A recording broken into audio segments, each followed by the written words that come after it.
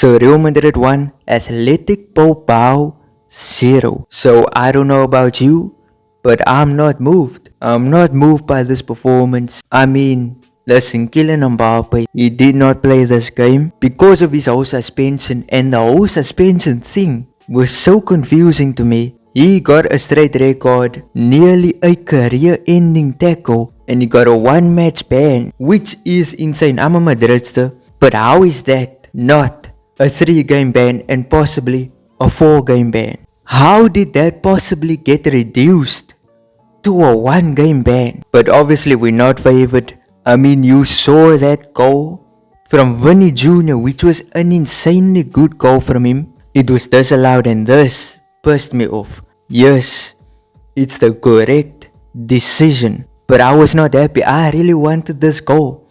It was such a beauty of a goal. But I understand Real Madrid did go ahead and win the game, in which we had Fede Valverde score a stunner. Where did this come from? Where? Genuinely. This guy was on the edge of the box, scored from an acute angle, a bullet in the last few minutes. How? This guy is he even human? Listen, and it won us the game, so I cannot complain. But listen, let's talk about the lineup that went into this game. So, you see, we had 2 centre backs in Raúl and Rudiger, but then we had 2 fullbacks who were midfielders. So we had about 6 actual midfielders on the pitch, with Rodrigo and Vinny being the 2 strikers. Now this formation is the exact same formation, exact replica of 2023/24's formation, which was so successful for Real Madrid. But I believe the problems clearly showed themselves. We saw in the game how many times were Real Madrid in that box, how much times did they attack, and the attacks led to absolutely nothing. The main plan was pass to Vinny, hope that he does something, pass to Rodrigo, hope that he does something, but they could not do anything against this tough Athletic Bilbao defense, in which, listen, I'm not trashing on Real Madrid totally, because Bilbao's defense was very good. Their setup was good. It reminded me kind of how Arsenal defended against Madrid. Same situations, crosses into the box, Vinny trying his best. I mean, there was how many chances where Vinny Jr. and even Jude Bellingham could have scored in this game. And listen, the substitutions were also quite good in my opinion. We saw Brahim Diaz, we saw Arda Güler, and we saw Endrick. I thought all 3 of them added something good into the attack, and I want to see all 3 of them play much more for Real Madrid. We had Arda Güler start last week against Alaves. He should be getting some more game time as we progress towards the end of the season, because from the time Arda Güler was playing, I enjoyed everything he did. His corner kicks, listen, not all of his corner kicks were necessarily good corner kicks, but I just saw him do some good things. I want to see him play some more. There's clearly a star there, and I think Real Madrid need to get the best out of the star that is locked in Arda Güler, because he brings in that creativity factor. Because remember, we said in the previous video, the problem is the midfield and its creativity. We have no Toni Kroos. We barely have any good creative players. We just have basic midfielders, either defensive, offensive, or that's probably just it. Valverde, he has a good shot on him, he's good in defense, but he's not so great in creating plays. Jude Bellingham is the exact same thing. He's good in defense, good in attack, but not so great in creativity. Camavinga is good in defense, Tchouameni is good in defense. The only good creative players may be Dani Ceballos, Luka Modric, and Arda Güler. And this all goes well with what I'm going to say next. But before we get into that, we're going to speak about that later in the video. Let's get a quick rundown on how each player played against Bilbao. Thibaut Courtois, I thought he was quite decent. I'm going to give him a 6 out of 10. Eduardo Camavinga, also quite decent, 5 out of 10. Valverde, he scored us that winning goal. He was by far one of our best players. I will give him a 10 out of 10. Rudiger, I thought he was good. I will give him a 6 out of 10.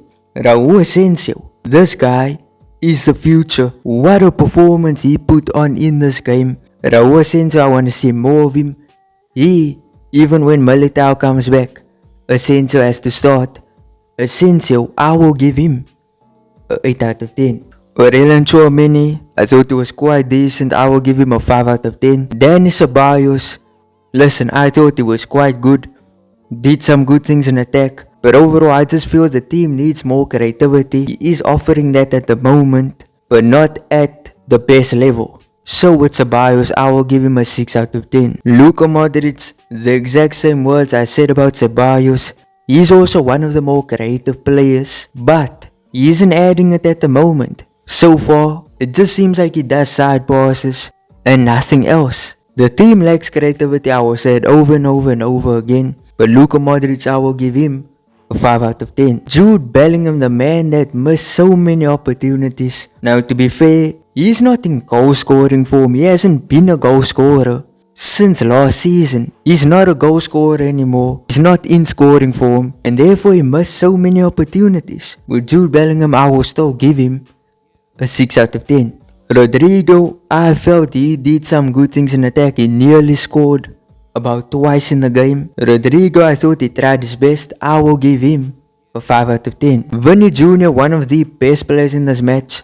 Listen, with his performance, I will give him a 8 out of 10. So now what is next for the team? The next thing is, first of all, Getafe.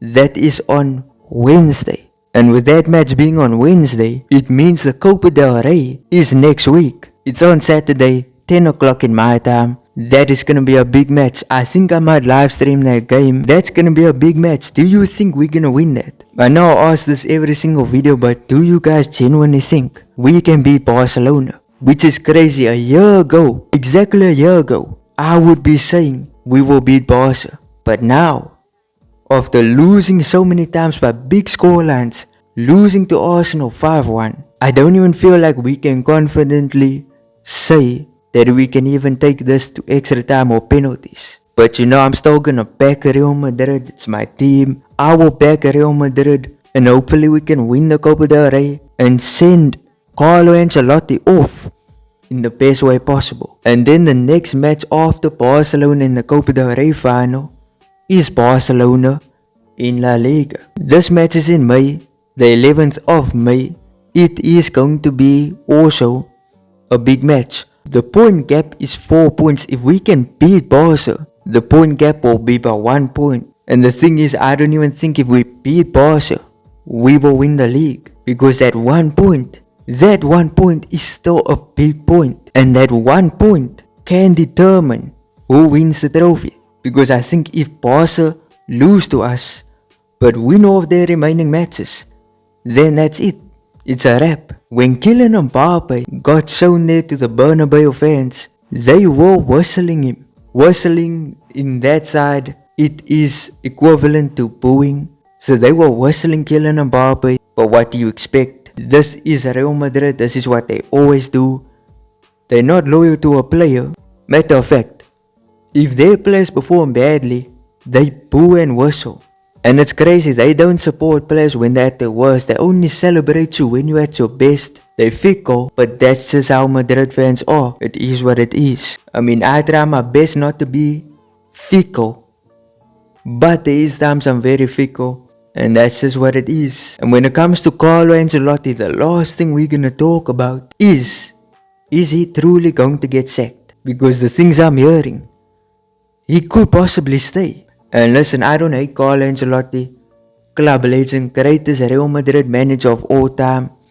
He could even be the greatest manager of all time. Now he could possibly stay. But is this a real report? Is this true? Is this not true? I can see it happening. And I know you guys are going to be upset by this. You guys want a new manager. I would like a new manager. But I'm also not against keeping Carlo. It's weird, but I'm not against it. But listen, that is my thoughts on the match. Tell me what your thoughts are on the match in the comment section. I truly love to hear what you guys have to say. Also, smash like on the video because it helps push the video out. Smash like, subscribe, turn on notifications. Peace.